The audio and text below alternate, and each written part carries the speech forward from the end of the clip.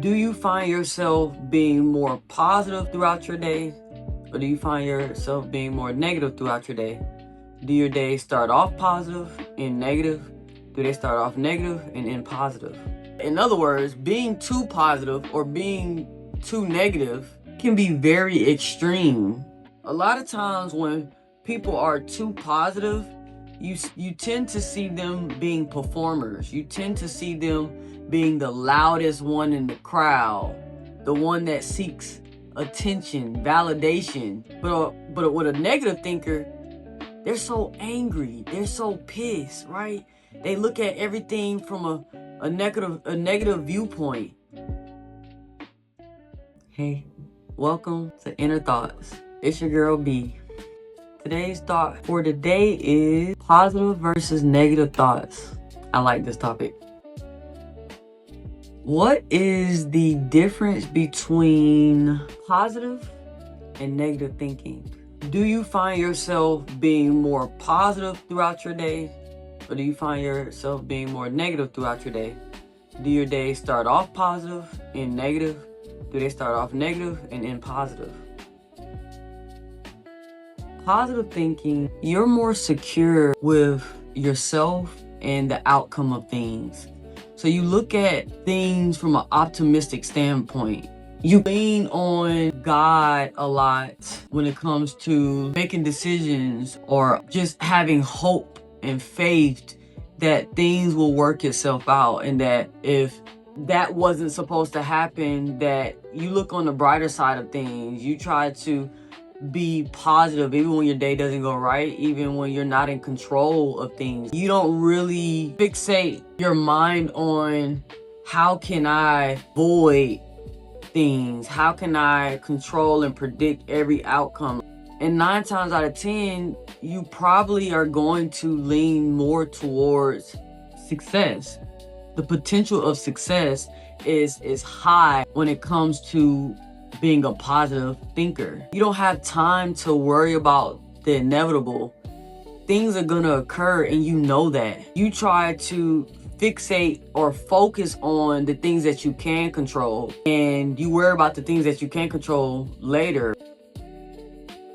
The negative thinking is clearly the opposite. You're 9 times out of 10 pessimistic. You focus on your failures versus looking at how to analyze and strategize how you can overcome that failure. What can you change in that failure so that it could become a lesson and you move forward? You live in fear.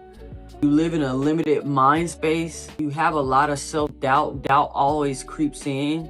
You probably have low self-esteem. You lack confidence. You just tend to not rely on faith.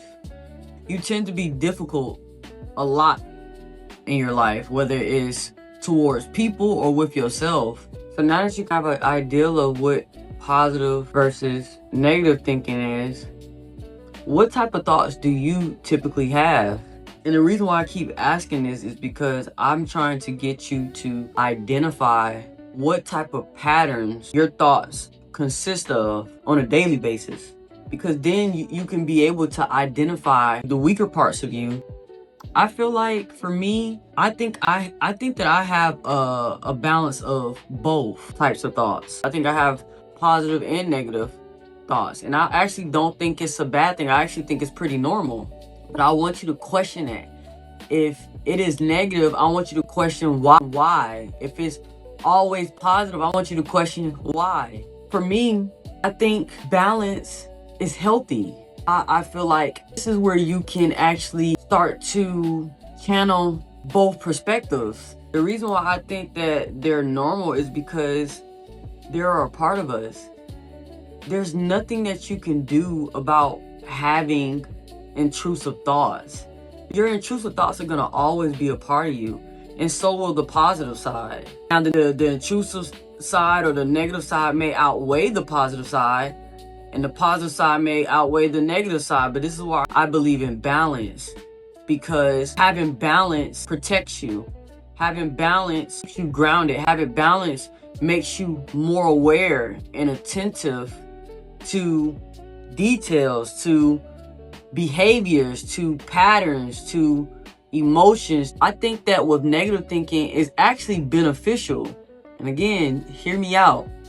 The reason why I think it can be beneficial because it can prepare you for difficulties, making informed decisions, and setting boundaries. So having discernment actually protects you from getting scammed, bombarded, mistreated, manipulated. It can help you overcome subtleties in your life, small things that may be difficult for you to overcome or get through, whether it's with someone or with yourself. I feel like it can actually be beneficial to help you to be more self-aware but conscious of your decisions, your thinking, your perspective on when something don't feel right. You're like, nah, let me think about this before I make a decision on this. Or you don't show me one time that you not trustworthy or not loyal. This time around, I'm good, right? So that's a negative way of thinking. Somebody can look from the outside and be like, well, dang, you didn't even give it a chance. Nah, I gave it a chance because sometimes it's energetic, right? It's something that you just feel and you can't explain. You should go with that, right? Or it's something that you've seen before. It's a similar pattern. Why would you ignore that? Your discernment, your intuition is telling you that something's not right.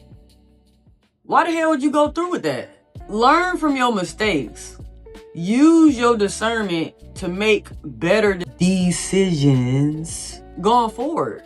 Positive thinking helps us to maintain our goals or maintain hope and find solutions.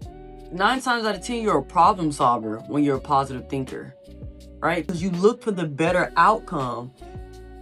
It bothers you more to linger around unsettled emotions or a decision that you got to make, but you're not ready to make, but you have to.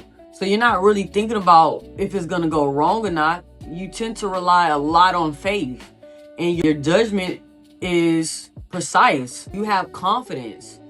You don't really have the space or the capacity to allow bullshit in, because that's going to disrupt everything that you do going forward. Or you can foresee into the future of what you must do now to make things chronologically happen down the line. But having too much of either or, in other words, being too positive or being too negative, can be very extreme.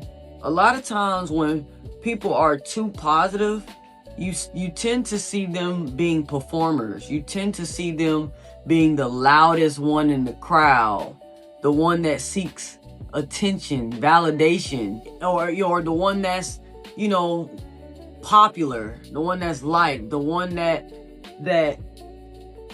probably do track great things and good things, right? A lot of miracles that may happen in their life. All that stuff you see is externally, but then they can go home and be broken. They can go home and actually don't feel fulfilled, but to you, they look like they living it up. They doing it big, right? Because they walk with confidence, they dress well, but that's external to the internal source. Your internal world is conflicted. So this whole time, you think that they good when they performing the whole entire time. But they putting on the show. They want you to believe that they good, because that's how they manage. That's how they maintain. But it's really destroying them because they can't live in their truth. But you think they are. Never be fooled by what you hear and see. But with a negative thinker, they're so angry. They're so pissed, right? They look at everything from a negative viewpoint. They don't believe. 9 times out of 10, they're non-believers, right? Or they just walk through life with low self-esteem, and they know that others don't believe in them too. But again, all of that is subconsciously. Being so negative is not a great thing either, because you could be creating harm to your system. And what I mean by that is your body, your health. You end up down the line having health issues because you're so strained. You're under so much pressure because of all this tension and anger that you hold on to, that you harness and you store, and you don't have nowhere to put that energy. So that energy goes towards you, and you abuse yourself. You speak down to yourself. And that also projects outwardly onto others. You may mistreat others. You may abuse others. You may be so fucking mean that you literally be trying to break people like you break yourself because you're broken. So being too extreme is not always a good thing. That's why I believe in balance. When you get to a place in your life where you start to become more self-aware of your conscious or your inner thoughts, the very first thing you become aware of is identifying your negative patterns. That's the first step to healing, evolving, improving, becoming. The moment I started wanting to discover and explore who I was, that's when self-love started to overflow and flow into everything else in my life, because I started to become curious of the parts of me that I submerged or suppressed or ignored. Even though I may not had all the tools provided for me to help myself or to heal myself, I had enough curiosity to go within to question myself, at least. And with that, I was able to identify my negative patterns through it. The very first thing I figured out was the 3 C's. Now, these 3 C's, before I tell you, stems from somewhere. These don't just come out of thin air, but these are very common beliefs that people exude and exhibit on a daily, whether it's directly or indirectly. The root of all evil that will destroy yourself and the people around you. The 3 C's are compare, criticize, and complain. Break time. To compare, when you see something or someone as a threat to your nervous system, you get bothered when you see somebody out hustling you, outdoing you naturally, and they may not even see you as competition. Some do. I'm not negating those two, but you see them as a threat. We talking about internally. We're not talking about what somebody else may be doing. We talking about what you tend to do when it comes to others. It disturbs your nervous system to where it can weaken or reduce your self-esteem. This can lead to anxiety, jealousy, depression, and resentment. Comparing when you should be comparing to yourself. You should be wanting to outwork who you were yesterday, not someone else. And even if you use that, it should be motivation to better yourself, not where you feel like if I don't beat them, then I'm no good. I'm nothing, right? Because this person keeps showing me up. This person keeps proving time and time after again that I can't do this. But like I said, this stuff stems from somewhere. This can come from your upbringing. Your parents could have always done things in a way where they compared you to your brother, to your sister, right? They get A's. They're better in sports than you are. So your parents want you to be like them. On the downside, it's tearing you up inside. It's weakening your self-esteem. It's disrupting your nervous system, where it creates anxiety, resentment, jealousy, depression. The second C is to criticize, to pass judgment or disapproval towards someone or something in a hating ass way with your mean ass. You're a fucking hater.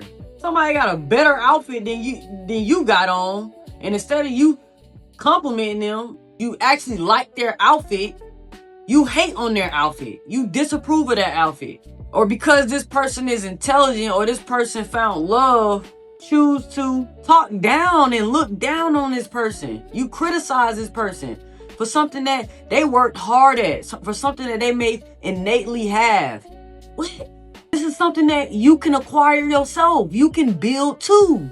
But you're too busy passing judgment on somebody. Because They work their ass off to get where you want to be. So what? Sometimes you gotta get it out the mud yourself. Sometimes you gotta go and acquire and collect people, skill sets that will help build yours. People have exactly what you need. So you can go get a mentor. You can surround yourself around the right people, the right mindset that you're looking toward becoming. There's no need to criticize. There's room for everybody to win. Instead of you working on yourself, you rather destroy someone else. If you would have saw what I just did. Anyway, the third C is to complain. When your reality views the world as being difficult, when the world isn't difficult, you choose to always say, why me? Versus what God is or the universe is trying to do for you. But you don't see it as that. You see this as, damn, I keep getting fucked over. I keep losing out on money. I keep messing up my opportunity to get ahead. I keep falling short. All I have is bills. I stay in debt. Or I can't live the lifestyle that I desire. All this limited way of being and thinking, you project that onto others. You have the capabilities, you have the opportunity, you have the energy to change that. So you tend to always be dissatisfied, unfulfilled, angry, frustrated, unhappy, because you have built this unrealistic reality within your mind. And the more you acquire, the more you gain, the more you evolve. It comes with shit. If things are always going the way that you don't want it to, why? Versus complaining as if that's gonna do something. Now, we all are human. I'm not saying that we're not gonna have our days where we get out of character, where we break. But sorry to tell you, that's reality. There's no light without dark. So you think you're gonna get to that next level without going through some bullshit? There's something that you're supposed to gain before you're rewarded. There's something that you're supposed to learn before you're rewarded. You have to be challenged. You have to actually work for the reward. What are some strategies for improving your thinking patterns to eliminate the 3 C's from your program, your vocabulary, or your system? The very first thing that you should do is identify the 3 C's in which they show up in your day-to-day. And the second thing you want to do is to figure out, where does this stem from? The way you can do this is by tracking your patterns, by either taking a mental note of them or writing them down.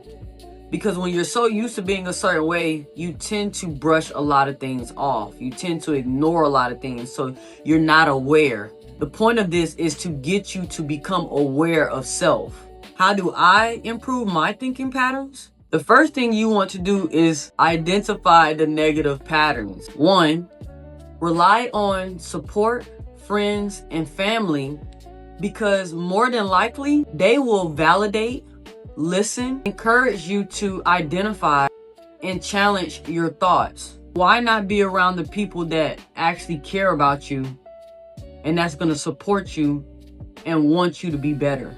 So they're more likely to help you, or they're inclined to help you because they love you and they care about you. Challenge yourself by spending more time with self. Now, that's probably gonna be the hardest shit you could ever do, because there's so many goddamn people out here that can't even sit the fuck still.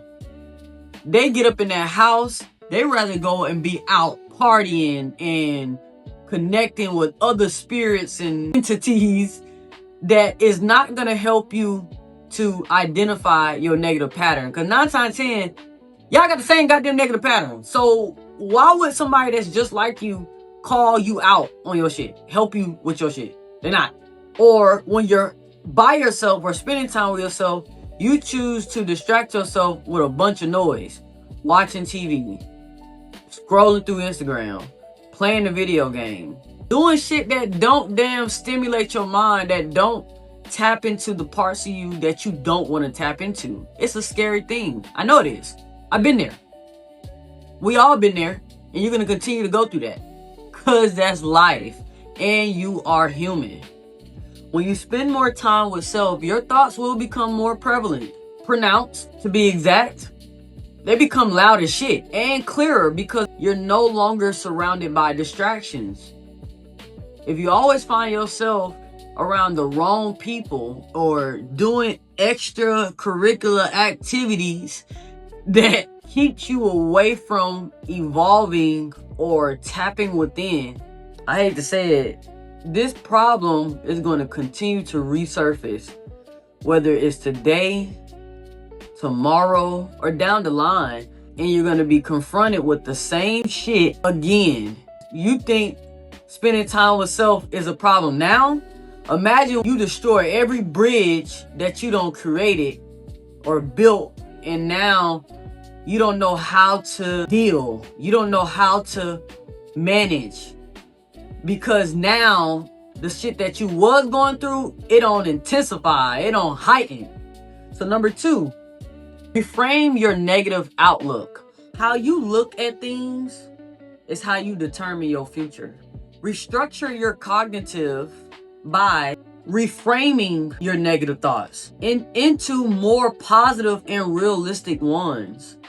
And again, I know it's not easy, but show yourself grace. Be gentle with yourself. Take your time. If it is outside of your capacity, then you have to lean on the support, family, and friends that you have around you that are able to help you. It's all about shifting the dynamics within your inner world. You want to live fruitful. You want to have an essential way of living a quality life. The first thing you have to change or restructure is your mind, because your body will follow. Number 3, focus on your strengths. You have strengths. I know you do. You may not think so, but you have some strengths. Everybody got some strengths and some weaknesses, but mainly focus on your strengths. Being able to identify and appreciate your positive qualities and accomplishments.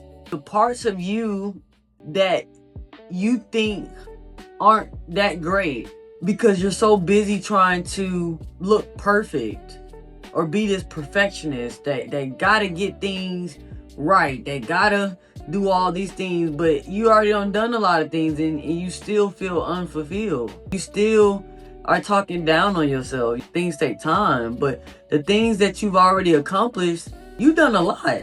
Where you are today, you should be proud of. Because a lot of people, not many people are where you are today. Not many people are even doing shit to even get to the next level. So if you have accomplished some shit in your life, if you got some positive qualities about yourself, then why are we focusing on the negative attributes, the negative sides of you, the negative aspects of you? Because that comes with being you. Everybody is unique. Everybody is different. But everybody is human. You're not meant to be perfect. You are the perfect image of God.